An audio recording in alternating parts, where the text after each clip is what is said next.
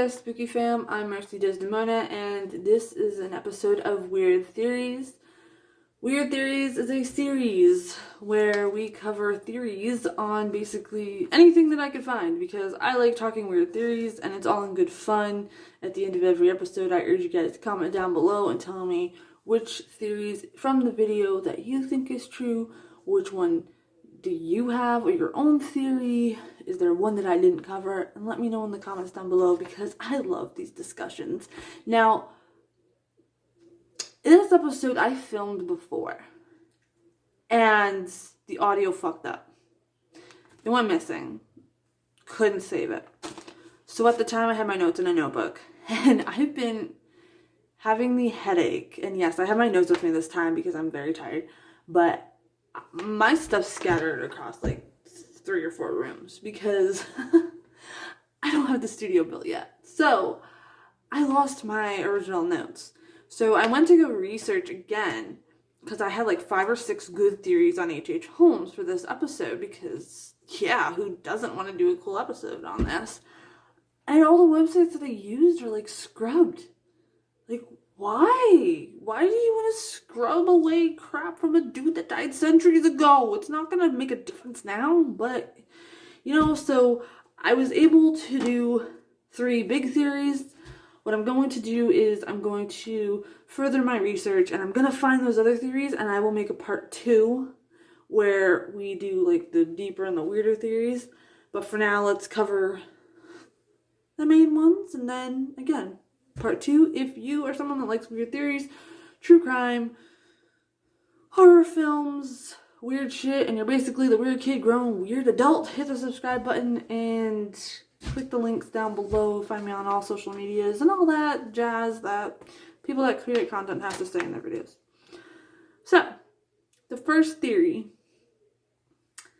is the ever so famous H.H. Holmes was Jack the Ripper. Now, they say this because he had the money, the know-how, matched the description, and his handwriting supposedly matches that of the letters left by the Ripper. They said he could have easily gone on a boat, USA to London. It took a 7-day trip, and he could have done it. He had medical knowledge. He was the same height, weight, age.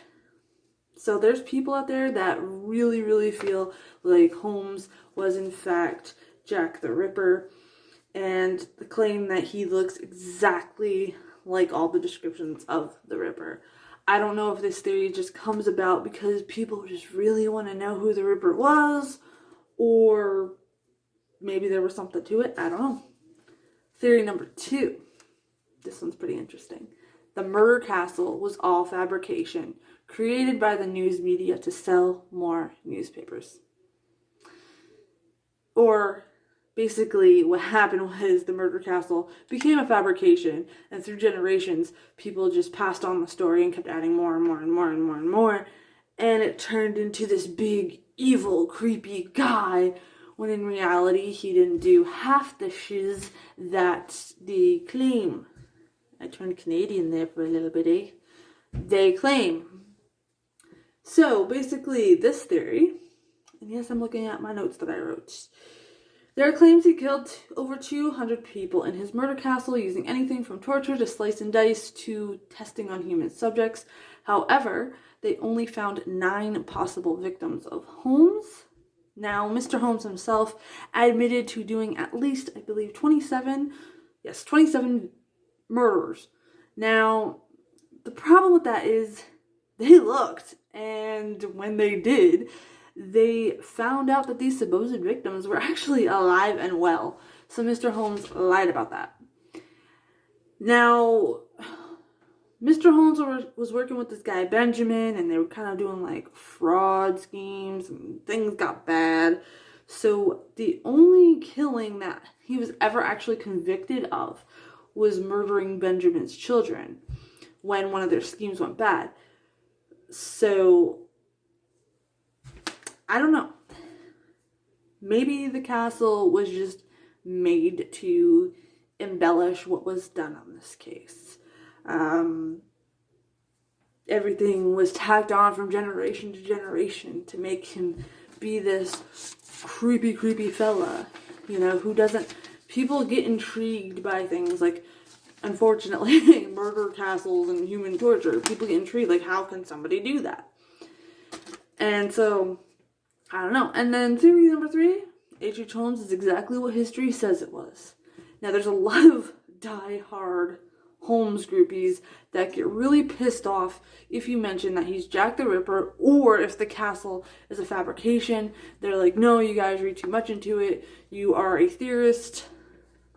With the hats. I can't say the word because then I get dinged on the algorithm, but you know what I mean.